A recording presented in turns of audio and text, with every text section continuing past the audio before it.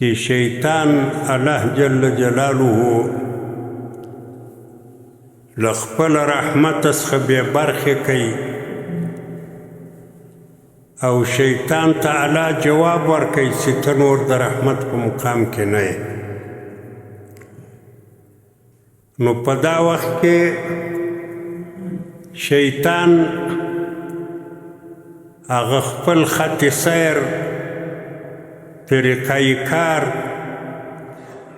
په یو څو ټکو کې بیان کوي چې له دغه وخته وروسته چې الله جل جلاله دی د رحمت له دایرې څخه وایستی نو دی به بیا کم کارونه کوي. کم کارونه چې شیطان بیان کړي دي چې زه به دا او دا او دا کار کوم،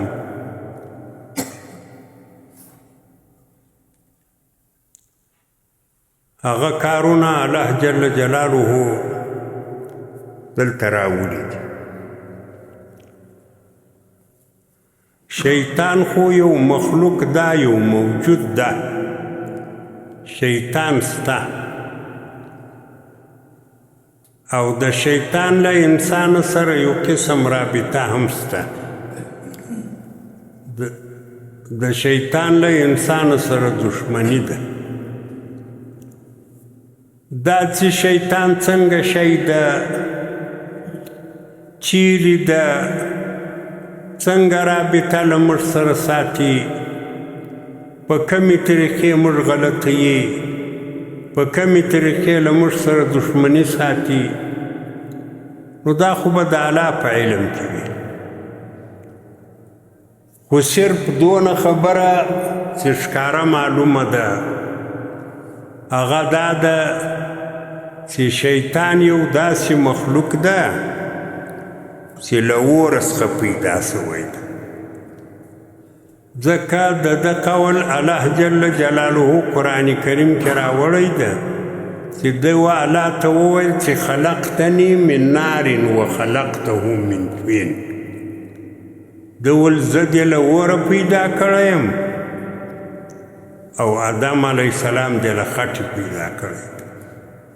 د انسان په وجود کې خاوره خټه غالبه ده، د شیطان په وجود کې بیا اور ده.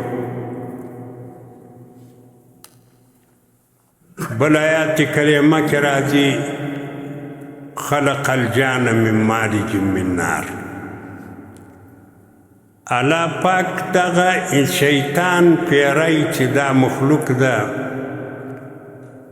دا یې پیدا کړی ده له داسې اور څخه چې هغه له دوږه څخه صفا وي، صاف اور.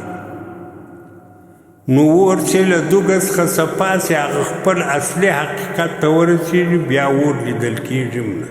نو لهذا شیطان او د شیطان ډله موږ نه وینو.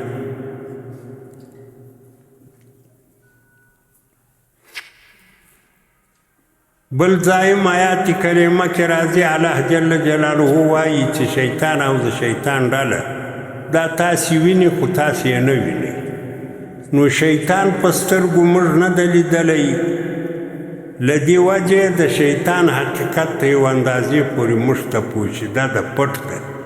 خو پر دا خبره ایمان ده، یقین ده، جزم ده چې شیطان سته. شیطان یو موجود ده، یو مخلوق ده او شیطان له انسان سره رابطه لري. دا چې څنګه رابطه به له انسان سره لري دا خو به الله ته علم وي. دا چې څنګه به پر انسان باندې د تسلط راځي دا به الله ته علم وي. دا چې څنګه به انسان دی بېلارې کوي نو دا به الله ته علم وي. خو موږ ته په مجموعي لحاظ دغه نه معلومه ده، الله موږ ته خبر را کړی ده چې شیطان یو موجود ده، یو مخلوق ده او له انسان سره دشمنی ده. کوشش کوي چې د انسان د کامیابی لار په ناکامي بدله کړي، کوشش کوي چې انسان پر غلطه لار روان کړي. کوشش کوي چې انسان عقیده و عمل غلط کړي دا چې څنګه به کوي نو خو به الله ته علم وي